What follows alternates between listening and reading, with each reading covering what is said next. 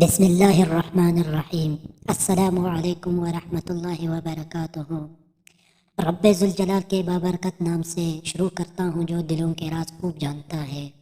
میں اپنے تمام دوستوں کو امین خان وائس چینل میں دل کے گہرائیوں سے خوش آمدید کہتا ہوں اور اللہ پاک سے دعا کرتا ہوں کہ اللہ پاک آپ کے تمام جائز خواہشات کو قبول فرمائے، آمین۔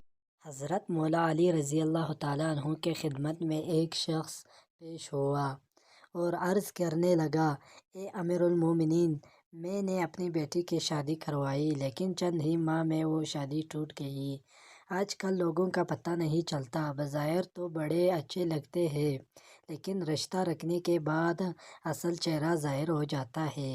کیا کوئی ایسا عمل نہیں کہ جس سے ہم شادی سے پہلے دیکھ سکیں کہ یہ لڑکا یا لڑکی شادی کرنے کے قابل ہے یا نہیں؟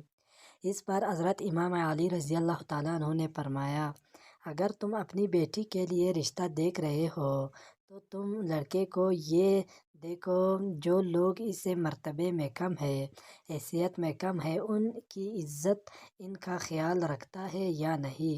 اگر رکھتا ہے تو سمجھ جاؤ زندگی میں ایک اچھا شوہر بنے گا اور اپنی بیوی کا بھی خیال رکھے گا، لیکن اگر جو رتبے میں اس سے بڑے ہیں اور ان کی عزت کر رہا ہے لیکن جو مرتبے میں کم ہے ان کا احساس نہیں کرتا، تو سمجھ جانا کہ یہ انسان تمہاری بیٹی کے لیے صحیح نہیں۔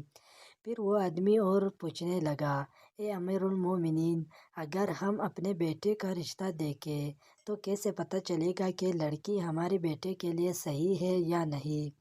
اس پر حضرت علی رضی اللہ تعالیٰ عنہ نے فرمایا، جب اپنی بیٹی کے لیے رشتہ دیکھنے جاؤ تو لڑکی سے چند سوال پوچھو اور تھوڑی دیر گفتگو کرو۔ اگر لڑکی صرف اپنی خوبیاں بتاتی رہی اور ہر بات پہ اپنی تعریف کرتی رہی تو سمجھ جانا یہ لڑکی خود پسندی کی دلدل میں گرفتار ہے۔ لیکن اگر لڑکی اپنے گھر والوں کے بات کر کے، اپنے والدین کے بات کر کے، تو وہ لڑکی آنے والے وقت میں کسی بھی انسان کے لیے اچھی بیوی ثابت ہو سکتی ہے۔ اور اگر کوئی انسان ان دونوں اعمال کے بعد بھی گھبرانے لگے اور فیصلہ نہ کر سکے تو وہ گھر آ کر 27 مرتبہ سورۃ الکوثر پڑھے اور سو جائے۔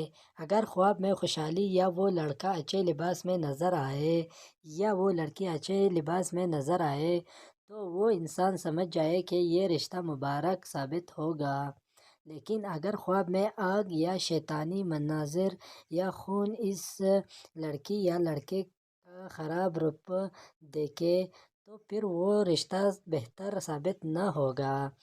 جس عورت سے نکاح کا واقعی ارادہ ہو، نکاح سے پہلے لڑکے کے لیے اس کو کسی بہانے سے ایک نظر دیکھنے کی گنجائش ہے تاکہ نکاح کے بعد کسی ناگواری کا اندیشہ نہ ہو۔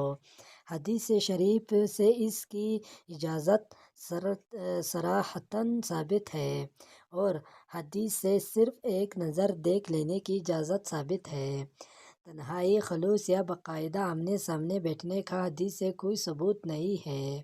علاوہ ازیں یہ صورت نہ صرف یہ کہ بعض خاندان والوں کے لیے ناپسندیدہ ہے بلکہ حیا اور غیرت کے بھی خلاف ہے۔